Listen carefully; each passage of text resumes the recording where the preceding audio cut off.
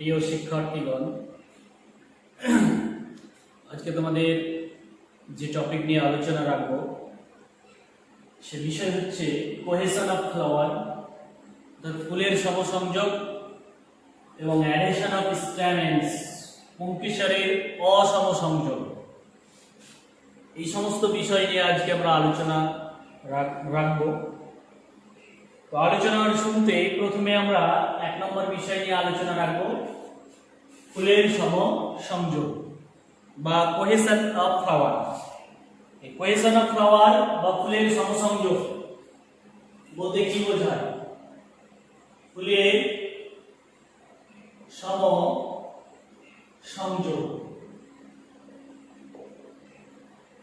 ফুলের সমসংযোগ বা cohesion of flower, এটা বলতে বোঝায় যে ফুলের যে বিভিন্ন অংশগুলি, সে বিভিন্ন অংশগুলি পুষ্পবৃন্দ, পুষ্পাক্ষ এবং পুষ্পস্তবক বলতে বৃতি, দলমণ্ডল, পুংস্তবক, স্ত্রীস্তবক, এরা পরস্পরের সঙ্গে যে যুক্ত থাকে, সেই যুক্ত থাকার ঘটনাকে বা যুক্ত থাকার পদ্ধতিটাকে আমরা বলবো কোহেশন অফ ফ্লাওয়ার বা ফুলের সমসংযোগ।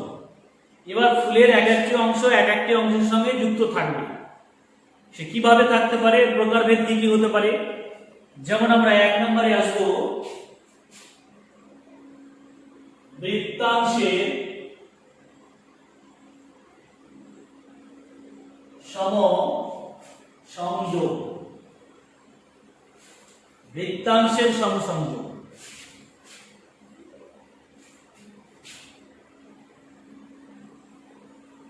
প্রথমে বৃত্তাংশের সমসংযোগ কাকে বলবো? ফুলের বৃত্তির যে এক একটা অংশ আলাদা আলাদা করলে সেটাকে আমরা বলবো মুক্ত বৃত্তি। আর ফুলগুলি যখন একসঙ্গে যুক্ত থাকে অবস্থাকে, যেটাকে আমরা বলি যুক্ত বৃত্তি। তো একে অপরের সঙ্গে যুক্ত থাকার পদ্ধতিটির নামই হচ্ছে বৃত্তাংশের সমসংযোগ। অর্থাৎ ফুলের যে বৃত্তি, সেই বৃত্তিগুলি পরস্পরের সঙ্গে যুক্ত থাকার পদ্ধতির নাম হচ্ছে বৃত্তাংশের সমসংযোগ। এটা আমরা সাধারণত দেখতে পাই জবা এবং বকুল ফুলে দেখতে পাবো যে বৃত্তিগুলি পরস্পরের সঙ্গে যুক্ত আছে। এবারে চলে আসবো আমরা দলাংশের সমসংযোগ। 2 নম্বর, দলাংশের সমসংযোগ। এটা সাধারণত আমরা বলবো ফুলের যে দলমণ্ডল বা পেটালস বা পাপড়িগুলি, তারা যখন পরস্পরের সঙ্গে যুক্ত অবস্থায় থাকবে। আবারও বলি, ফুলের যে দলমণ্ডল সেগুলি যখন একে অপরের সঙ্গে যুক্ত অবস্থায় থাকবে, তখন সেটাকে আমরা বলবো দলাংশের সমসংযোগ। এটা সাধারণত আমরা দেখতে পাবো ধুতুরা ফুলের ক্ষেত্রে দেখতে পাবো। 3 নম্বর চলে আসবো পুংকেশরের সমসংযোগ। 3 নম্বর,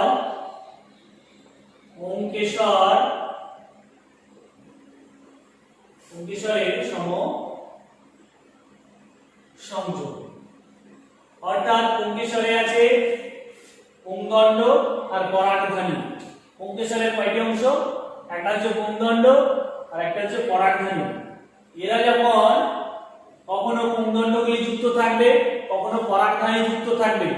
পুংদণ্ডের সঙ্গে পরাগধানী, কখনো পরাগধানীগুলি পরস্পরের সঙ্গে যুক্ত থাকবে। এর উপরে ভিত্তি করে একে আবার প্রধান 3 ভাগে ভাগ করা যায়। তাহলে প্রথমে পুংকেশরের সমসংযোগ বলতে কি?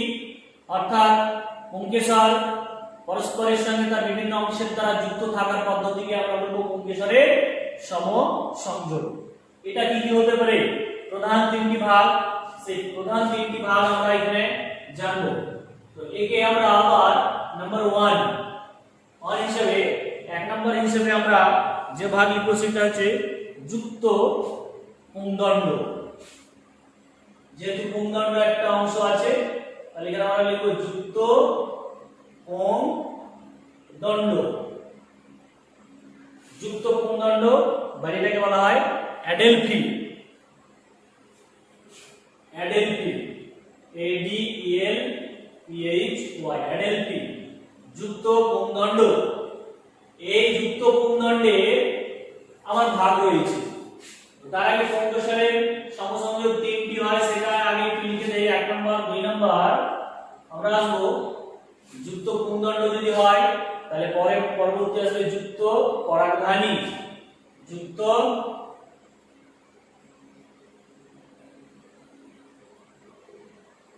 পরাগধানী, যুক্ত পরাগধানী বা যেটাকে আমরা সাইনেজেনেসিয়াস বলবো। আর একটা হচ্ছে যুক্ত পুংকেশর, যুক্ত পরাগধানী। 3 নাম্বার যুক্ত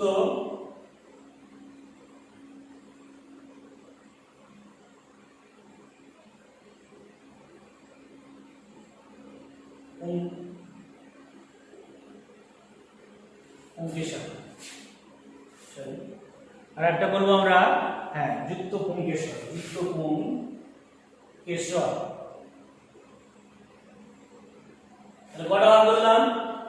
যুক্ত পুংদণ্ড, যুক্ত পরাগধানী, যুক্ত পুংকেশর, মানে পুরোটা তখন আমরা বলবো পুংকেশর। পুংকেশরের দুটো অংশ, একটা পুংদণ্ড একটা পরাগধানী, এরা যখন যুক্ত থাকবে তখন তাদের অনুসারে আমরা নাম বলবো।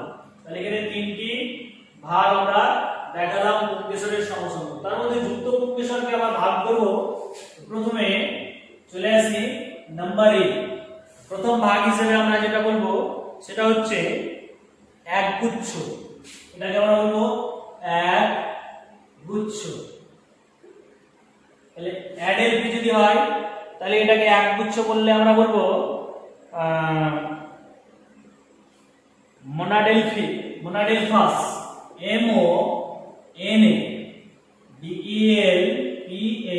MONADELPHOUS, মোনাডেলফাস। তাহলে একগুচ্ছ বলতে কি? কে আছে এখানে একগুচ্ছ? যুক্ত পুংদণ্ড। অর্থাৎ পুংদণ্ড যখন অনেকগুলি পুংদণ্ড যখন একসঙ্গে যুক্ত হয়ে একটা গুচ্ছ আকারে অংশ গঠন করবে, তাহলে এইরকম আমরা দেখতে পাই জবা ফুলে, কিন্তু দেখতে পাই জবা ফুলে যেমন এরকম আমরা গঠন দেখতে পাবো। এই যে নিচের অংশ এখানে দেখো মিলে গেছে, কিন্তু এই মাথার দিকে খেয়াল করলে এটা একটা পুংদণ্ড, এখানে একটা পুংদণ্ড, এখানে একটা পুংদণ্ড, আবার এখানে কটা পুংদণ্ড আছে? এখানে আমরা দেখতে পাচ্ছি 5টি পুংদণ্ড। ঠিক আছে, অর্থাৎ এটা গর্ভমুণ্ড যদি 5টি হয় তাহলে নিশ্চয়ই পুংদণ্ড 5টি আছে। তাহলে সেই 5টি গর্ভমুণ্ড থেকে আমরা বুঝতে পারছি এখানে যে পুংদণ্ড 5টি ছিল, কিন্তু এখানে একসঙ্গে তারা কি হয়েছে? মিলিত হয়ে একটা গুচ্ছ অংশ গঠন করছে। এই অংশটাকে তখন আমরা বলছি একগুচ্ছ বা মোনাডেলফাস। অর্থাৎ এটা হচ্ছে যুক্ত পুংদণ্ডের উদাহরণ 1 নম্বর। 2 নম্বর এটা হয়ে যাবে এবার দ্বিগুচ্ছ।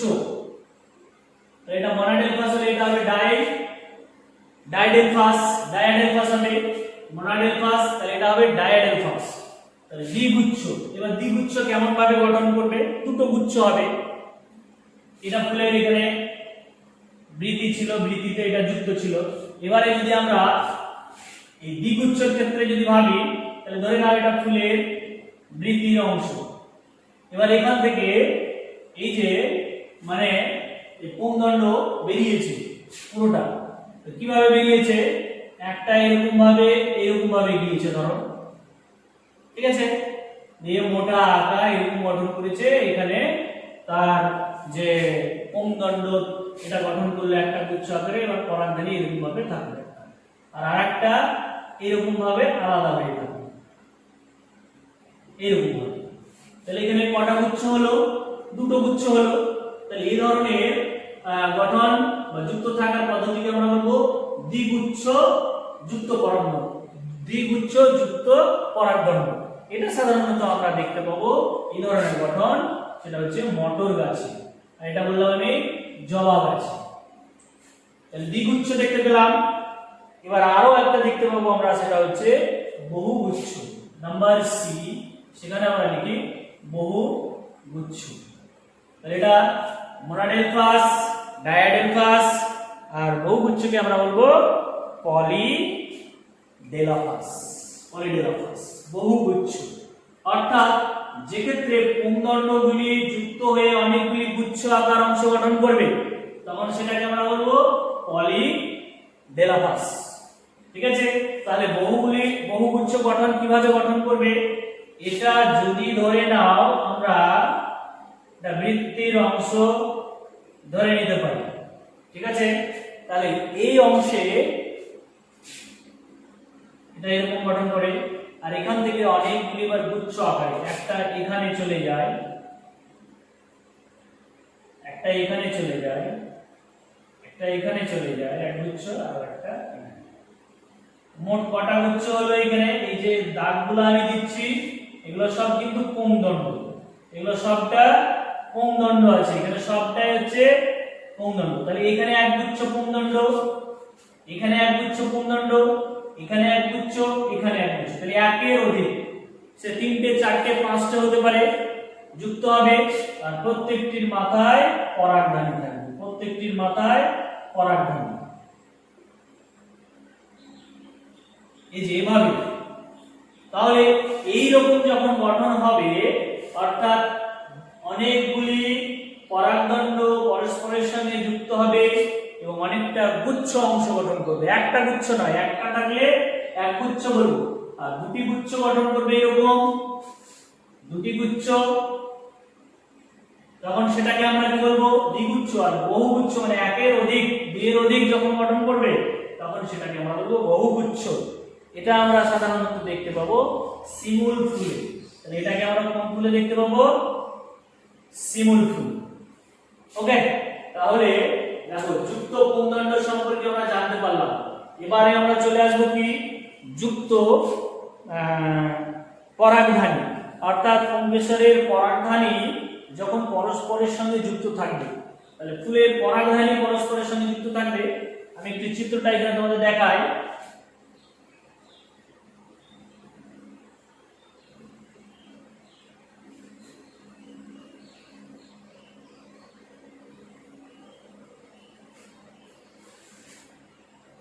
আবারও বলছি, যুক্ত পরাগধানী মানে ফুলের যে পরাগধানী অর্থাৎ যেখানে পরাগরেণু উৎপন্ন হয় সেটা কেমন হবে? এটা যদি বৃদ্ধি হয় ধরে নাও, আর এখান থেকে অনেক পুংদণ্ড তৈরি হলো, লম্বা লম্বা হয়ে অনেকগুলি পুংদণ্ড তৈরি হলো, তাহলে অনেকগুলি পুংদণ্ড তৈরি হলো। কিন্তু পরাগধানীর ক্ষেত্রে এবার যেটা ঘটে সেটা যুক্ত হবে পরস্পরের সঙ্গে ঠিক এরকম ভাবে,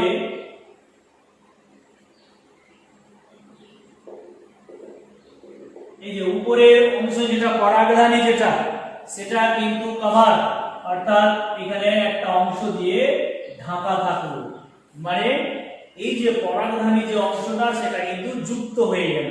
কিন্তু পুংদণ্ড দেখো এটা 1 2 3 4 আমরা আলাদা করে সেপারেট করতে পারছি, অর্থাৎ যে ক্ষেত্রে ফুলে পুংদণ্ডগুলি আলাদা থাকবে কিন্তু পরাগধানী যুক্ত হয়ে যাবে, তখন সেই ধরনের ফুলের সংযোগকে আমরা বলবো যুক্ত পরাগধানী সমসংযোগ, যুক্ত পরাগধানী সমসংযোগ।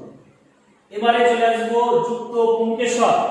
পুংকেশর বলতে এবার পুরোটাই যখন যুক্ত হবে, অর্থাৎ যে ক্ষেত্রে ফুলের পুংদণ্ড এবং পরাগধানী, এই যে পুংদণ্ড এবং পরাগধানী অর্থাৎ এই পুংদণ্ড পরাগধানী উভয়ই যখন যুক্ত হবে, তাহলে এরকম আমরা চিত্র একটু এভাবে বোঝাবো।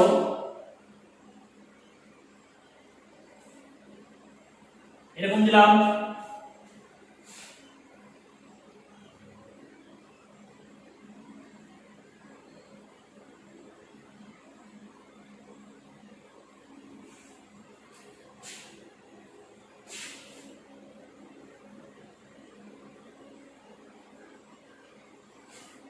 এবারে এখান থেকে যেটা উৎপন্ন হয় ফুলের পরাগধানী আর পুংদণ্ড, এটা কিন্তু একসঙ্গে যুক্ত থাকবে বলেছি।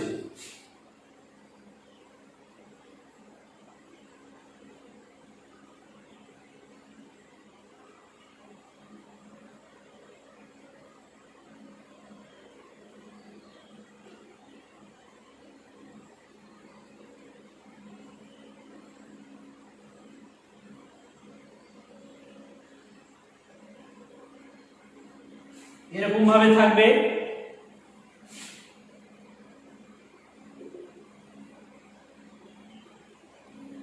এই যে এই ক্ষেত্রে দেখো পুংদণ্ড যুক্ত আছে, পরাগধানীও যুক্ত আছে। তাহলে পুংদণ্ড এবং পরাগধানী পরস্পর যখন যুক্ত থাকবে তখন সেটাকে আমরা বলবো পুংকেশরের সমসংযোগ। পুংকেশরের সমসংযোগ বা যুক্ত পুংকেশর। এটা থেকে একটা খুব ভালো প্রশ্ন আছে আমাদের নিটের ক্ষেত্রে বা জয়েন্টের ক্ষেত্রে, সেটাকে আমরা ইংরেজিতে বলতে পারি সাইনান্ড্রাস। এটাকে আমরা বলবো, বা এখানে ব্যাকেটে লিখে রাখি SYNANDROUS, synandrous. What is synandrous? তখন আমরা বলবো যে ক্ষেত্রে ফুলের পুংদণ্ড এবং পরাগধানী, তাহলে এখানে কি কি যুক্ত থাকছে? এখানে থাকছে পুংদণ্ড যোগ পরাগধানী। যে ক্ষেত্রে ফুলের পুংদণ্ড এবং পরাগধানী উভয়ে যুক্ত থাকবে তখন তাকে আমরা বলবো ফুলের যুক্ত পুংকেশর বা সাইনান্ড্রাস। SYN, বানানটা একটু ভুল হয়েছে, সাইনান,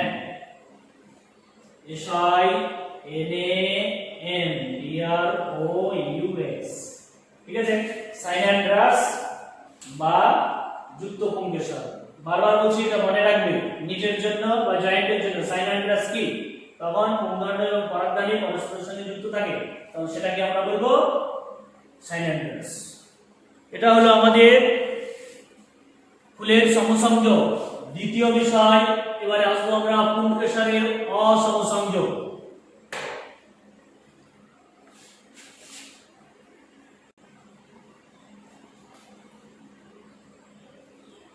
দুই নম্বরটা হলো এবার পুংকেশরের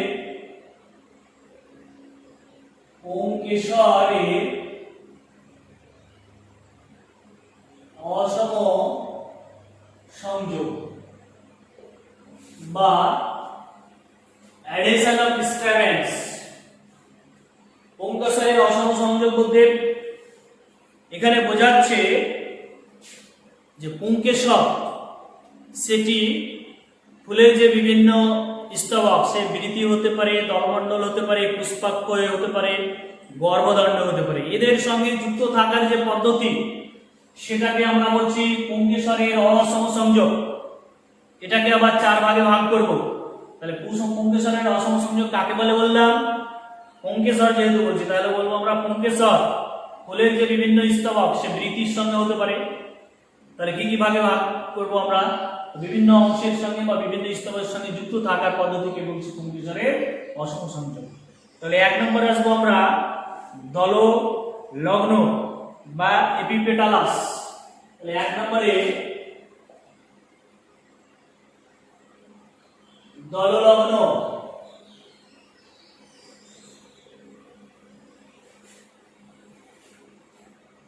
দললগ্ন বলবো কিরকম হবে? তাহলে দললগ্ন অর্থাৎ আমরা যদি এটা একটা ফুলের দল বা পাপড়ি আঁকি,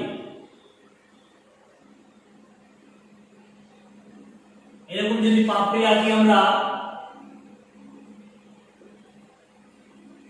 এটা হচ্ছে ফুলের পাপড়ি আঁকলাম।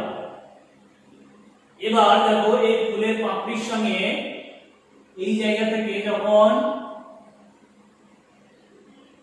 কে উৎপন্ন হবে? পুংকেশর।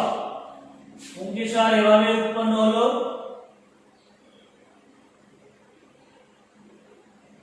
আর এই দলের সঙ্গে যুক্ত থাকছে। তাহলে এই দলমণ্ডলের সঙ্গে যখন এই পুংকেশর সেটে থাকবে অর্থাৎ যুক্ত থাকবে তখন সেটাকে আমরা বলবো দললগ্ন বা সেটাকে আমরা বলবো এপিপেটালাস। ওকে, কার সঙ্গে যুক্ত থাকবে? যখন দলমণ্ডলের সঙ্গে। আচ্ছা, আর যদি বৃত্তির সঙ্গে এবার থাকে, দুই নম্বর বৃত্তি সংলগ্ন। বৃত্তি সংলগ্ন বা বৃত্তাংশ লগ্ন বলতে পারি। বৃত্তি সংলগ্ন বা বৃত্তাংশ লগ্ন অর্থাৎ এই পুংকেশর সে যদি বৃত্তির সঙ্গে এবার যুক্ত থাকে তাহলে সেটাকে আমরা বলবো বৃত্তাংশ লগ্ন বা বৃত্তি সংলগ্ন। 3 নম্বরে এবার আসবো আমরা পুষ্পপুট সংলগ্ন। 3 নম্বর পুষ্পপুট সংলগ্ন, অর্থাৎ যে অক্ষের উপরে ফুলের অন্যান্য স্তবকগুলি সজ্জিত থাকে সেটাকে পুষ্পাক্ষ বলে। অনেক সময় পুষ্পাক্ষের সঙ্গে পুংকেশর যুক্ত থাকে। কিভাবে হতে পারে? ধরে নাও এই যে অংশটা আমি আঁকছি,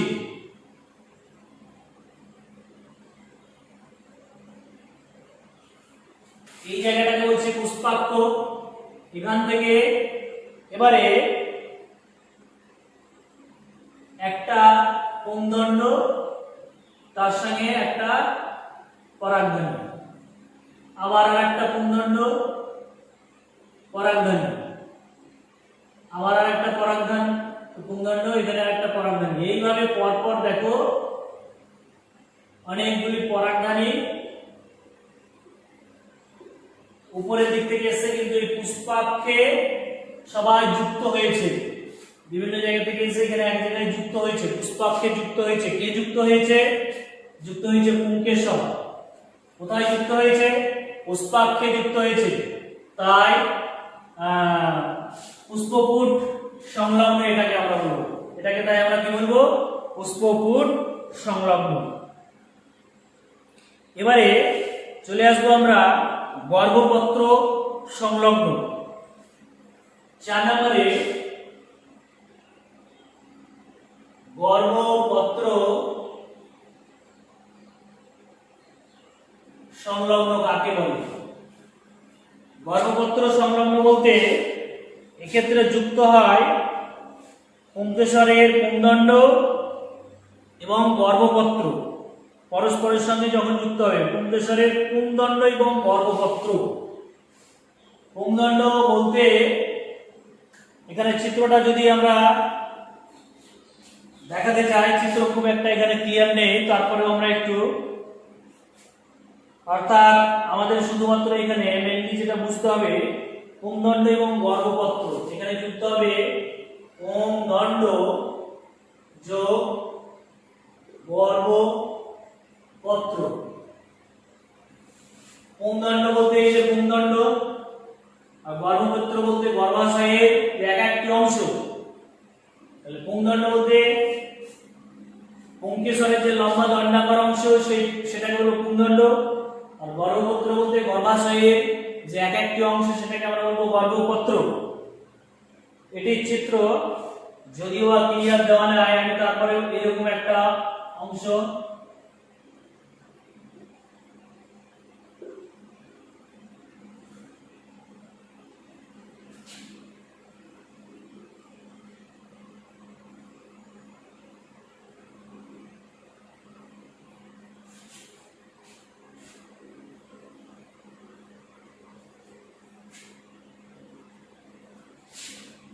এখানে সাধারণত ফুলের পাপড়িগুলা থাকবে।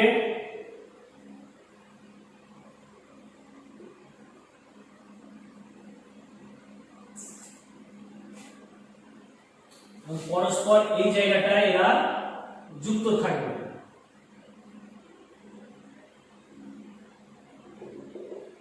এই যে অংশটা মোটামুটি একটা দেখালাম, ক্লিয়ার ছবি নিয়ে আগে বললাম। এক কথায় আমাদের মনে রাখতে হবে পুংদণ্ড এবং এখানে যেগুলো এঁকেছি সেটা হচ্ছে গর্ভপত্রের এক একটা অংশ পরস্পরের সঙ্গে যুক্ত হয়ে এমন একটা অংশ গঠন করে যাকে সেপারেটলি আমরা বুঝতে পারি না। তাই চিত্রতেও আমরা এখানে ভালোভাবে বোঝাতে পারবো না, যেহেতু দুটোই একে অপরের সঙ্গে জড়িত থাকে। তবে হ্যাঁ, এখান থেকে একটা গুরুত্বপূর্ণ প্রশ্ন আসে, যেটা আমি এর আগে বলেছি তোমাদের, গাইনান্ড্রাস আর এর আগে বলেছি সাইনান্ড্রাস। তাহলে এটাকে আমরা বলবো গাইনান্ড্রাস, GYNANDROUS।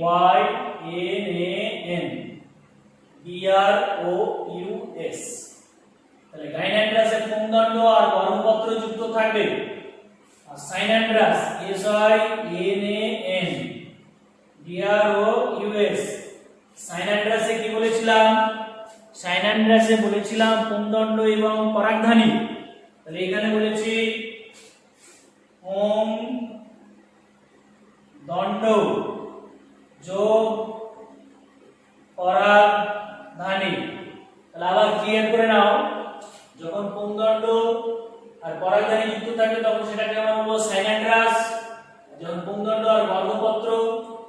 থাকবে তখন সেটাকে গাইন্যান্ড্রাস। তাহলে এই যে সাইন্যান্ড্রাস এন্ড গাইন্যান্ড্রাস কি, এখান থেকে যদি আমাদের প্রশ্ন আসে তাহলে আমাদের এভাবেই উত্তর দিতে হবে। পুংদণ্ডের সঙ্গে একবার বর্গপত্র তখন গাইন্যান্ড্রাস, আর পুংদণ্ডের সঙ্গে যখন পরাগধানী তখন সেটাকে আমরা বলবো সাইন্যান্ড্রাস। ওকে, আর একটা বিষয় তোমাদের এখানে তুলে ধরবো এখন।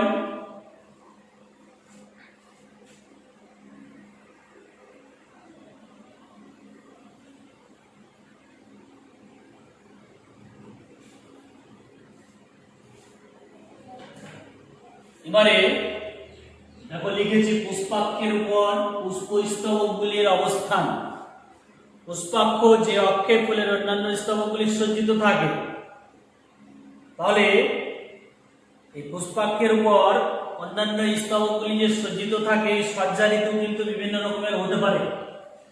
কোথাও আমরা দেখতে পাই যে গর্ভকেশর বা গর্ভাশয় নিচের দিকে অবস্থান করে, আবার কোথাও উপরের দিকে অবস্থান করে। এবং ফুলের যে অন্যান্য স্তবকগুলি বৃতি, দলমণ্ডল, পুংস্তবক, স্ত্রীস্তবক, তারা কেউ কোথাও উপরের দিকে, কোমর, কোটি অঞ্চলে নিচের দিকে।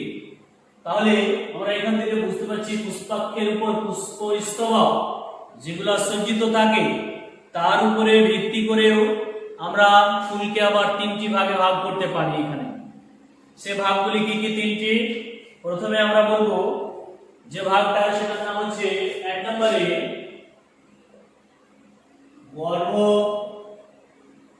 গর্ভপাত, বা আমরা যেটাকে বলবো হাইপোগাইনাস,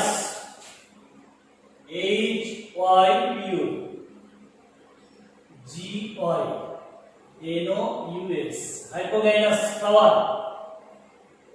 গর্ভপাত কেন বলবো? এক্ষেত্রে ফুলের যেটা গর্ভাশয় বলছি, ফুলের যেটা পুষ্পাক্ষ, সেই পুষ্পাক্ষটা অনেক সময় উত্তল আকার হয়। তো পুষ্পাক্ষটি উত্তল বলতে কিরকম হতে পারে, আমরা যদি একটি চিত্রের মাধ্যমে দেখার চেষ্টা করি, এই পুষ্পাক্ষটা ঠিক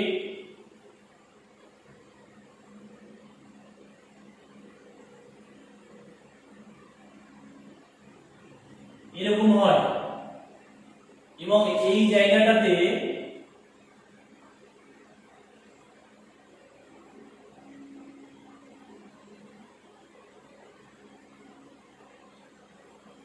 যে গর্ভাশয় অবস্থান করে,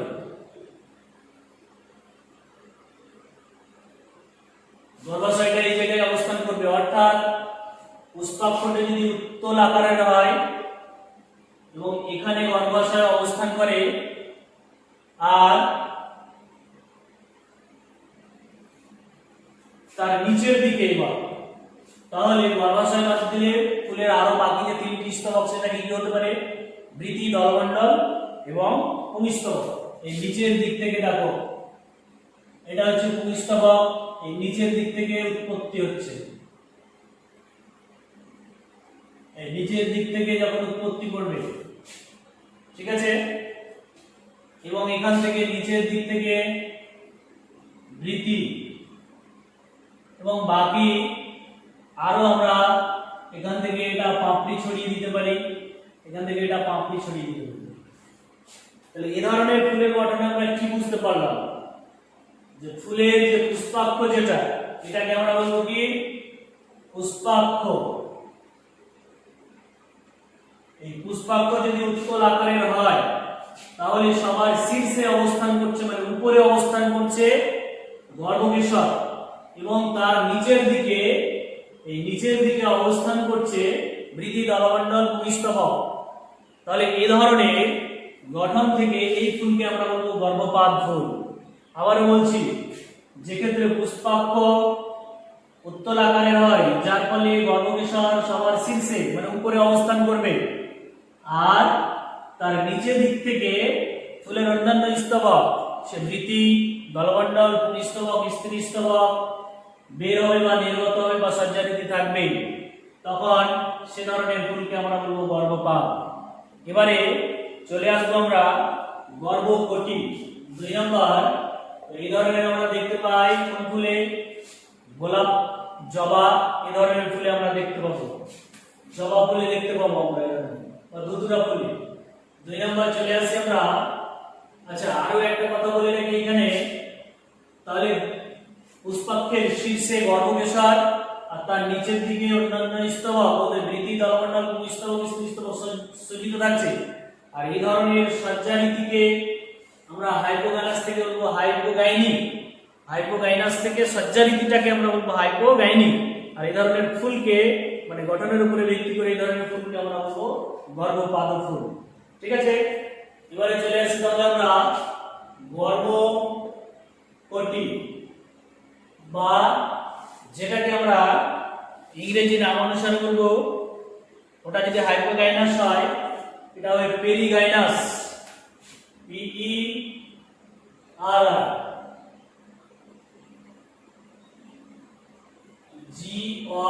PERIGINOUS, পেরিগাইনাস। পেরিগাইনাসের ক্ষেত্রে যেটা ঘটে সেটা হচ্ছে ফুলের যে পুষ্পাক্ষ এখানে উত্তল ছিল, এই ক্ষেত্রে ফুলের পুষ্পাক্ষটি পেয়ালা আকৃতি হবে, তার মানে অবতল হবে, অর্থাৎ ভিতরের দিকটা একটু ঢুকে থাকবে। এ ধরনের যদি আমরা চিত্র দেওয়ার চেষ্টা করি তাহলে চিত্রটা এরকম হবে। পেয়ালা আকৃতি হলো পুষ্পাক্ষটি, এরকম থাকছে। তাই এই জায়গাতে এবার আমরা দেখতে পাচ্ছি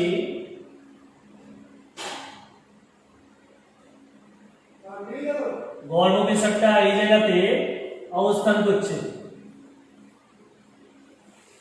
আর ফুলের যে অন্যান্য স্তবক, তাহলে কি কি থাকছে? অন্যান্য স্তবক, বৃতি, দলমণ্ডল, পুংস্তবক, স্ত্রীস্তবক, এগুলি অবস্থান করবে কোটি। এখানে বলেছি কোটি অর্থাৎ কোমর অঞ্চল, অর্থাৎ ঠিক এইরকম জায়গা থেকে কোটি অঞ্চল থেকে অবস্থান করবে, অর্থাৎ পাশের দিক থেকে, পাশ বা মাঝামাঝি জায়গা থেকে উৎপত্তি লাভ করবে। তাহলে এই ক্ষেত্রে আমরা এই অংশটা যদি বৃতি দেখিয়ে দেই, এটাকে বৃতি, এখান থেকে বড় আকারে এরকম ভাবে উৎপত্তি লাভ করে, এটা হচ্ছে দলমণ্ডল। তাহলে এটা হচ্ছে পুষ্পাক্ষ,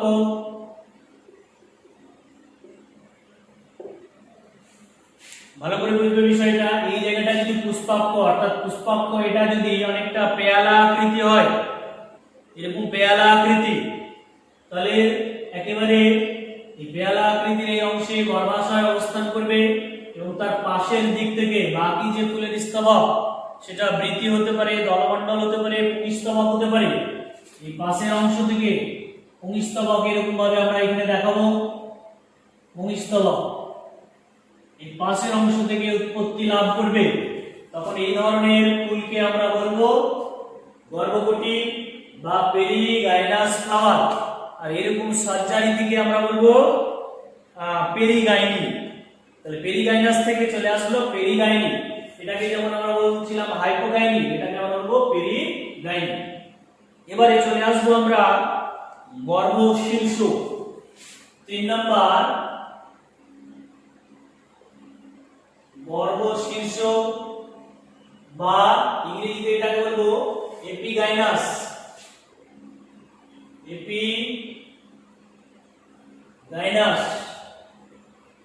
এপিগাইনাস আমরা তাকে বলবো, এক্ষেত্রেও পেয়ালা আকৃতি হবে এবং আরো একটা গহ্বর যুক্ত হবে। এখানে খুব একটা গহ্বর ছিল না, কিন্তু এবারে যেটা হবে সেটা গহ্বর। অর্থাৎ কেমন হতে পারে, চিত্রটা অনেকটা এরকম হবে।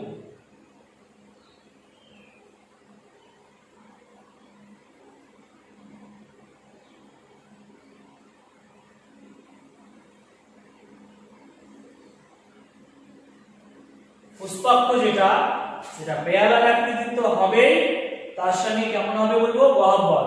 আর এখানে এই যে অংশ গর্ভাশয় ভিতরে ঢুকে থাকবে,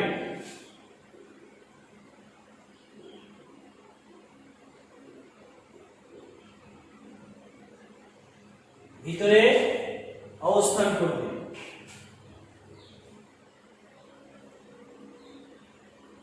ভিতরে অবস্থান করছে কার? পুষ্পাক্ষের ভিতরে। পুষ্পাক্ষের ভিতরে এটাকে আমরা বললাম পুষ্পাক্ষ। কেমন আকৃতি হবে বললাম? পেয়ালা আকৃতি এবং গহ্বর। এখানে শুধু বলবো পেয়ালা আকৃতি, পেয়ালা আকৃতি। আর এখানে বলবো পেয়ালা আকৃতি তার সঙ্গে গহ্বর যুক্ত, যার ফলে এই পুষ্প ফুটের ভিতরে কি করবে? গর্ভাশয়টা ভিতরে আবদ্ধ থাকবে। আর উপরের দিকে একেবারে এবার শীর্ষে, এখানে আমরা দেখছিলাম নিচে, গর্ভাশয়ের নিচে, গর্ভাশয়ের পাশে থেকে, আর এখানে আমরা বলবো গর্ভাশয়ের উপরের দিক থেকে। তাহলে এই উপরের দিক থেকে এবার বৃতি এরকম ভাবে উৎপত্তি লাভ করে, আবার দলমণ্ডল এরকম ভাবে উৎপত্তি লাভ করে। আর এখান থেকে দুটো পুংকেশর এরকম ভাবে থাকে। তাহলে এই ধরনের যদি আমরা ফুলের গঠন দেখতে পাই তখন সেই ফুলকে আমরা বলবো গর্ভশীর্ষ ফুল বা এপিগাইনাস ফুল। আর গর্ভকেশর যেহেতু এখানে নিচে আছে আর তার উপরের দিকে বা শীর্ষের দিকে বৃতি, দলমণ্ডল, পুংস্তবক সজ্জিত আছে উপরের দিকে, কোন দিকে বললাম? উপরের দিকে, তখন এই সজ্জা রীতিটাকে আমরা বলবো এপিগাইনাস। তাহলে এখানে হাইপোগাইনাস, পেরিগাইনাস, এপিগাইনাস। আরেকবার ছোট্ট করে রিপিট, যখন পুষ্পাক্ষ উত্তল হবে এবং গর্ভকেশর শীর্ষে অবস্থান করবে আর নিচের দিক থেকে অন্যান্য স্তবক, বৃতি, দলমণ্ডল, পুংস্তবক, স্ত্রীস্তবক নির্গত হবে, তখন তাকে আমরা বলবো গর্ভপাত বা হাইপোগাইনাস। আর এই সজ্জা রীতিটাকে আমরা বলবো হাইপোগাইনাস। আর গর্ভকটি যখন পুষ্পাক্ষ পেয়ালা আকৃতি হবে এবং গর্ভকেশর এখানে অবস্থান করবে আর তার পাশের দিক থেকে বৃতি, দলমণ্ডল, পুংস্তবক নির্গত হবে, তখন তাকে আমরা বলবো সেই ফুলকে গর্ভকটি বা পেরিগাইনাস। আর এরকম সজ্জা রীতিটাকে আমরা বলবো পেরিগাইনি। আর যখন পুষ্পাক্ষটি পেয়ালা আকৃতি এবং গহ্বর যুক্ত হবে তার ভিতরে গর্ভকেশর অবস্থান করবে আর উপরের দিক থেকে বৃতি, দলমণ্ডল এবং পুংস্তবক সজ্জা রীতি থাকবে, তখন সেটাকে আমরা বলবো সেই ফুলকে গর্ভশীর্ষ বা এপিগাইনাস। আর এরকম সজ্জা রীতিকে আমরা বলবো এপিগাইনি। এই হচ্ছে তোমাদের পড়া। দ্বিতীয়ত, এখন যেহেতু আমরা এখানে গর্ভকেশরের অবস্থান দেখতে পেলাম, এখন তাহলে এই গর্ভাশয় বা ডিম্বাশয়কে আবার দুটি ভাগে ভাগ করতে পারি। তাহলে আমরা এই গর্ভাশয়কেও বা ডিম্বাশয়কে দুটি ভাগে ভাগ করতে পারি। তাহলে কি কি? ডিম্বাশয়ে ভাগ, এক নাম্বার অধিগর্ভ, অধিগর্ভ। আর দুই নম্বরে আমরা বলবো অধগর্ভ, অধগর্ভ। অধিগর্ভ বলতে আমরা দেখতে পাচ্ছি যে ক্ষেত্রে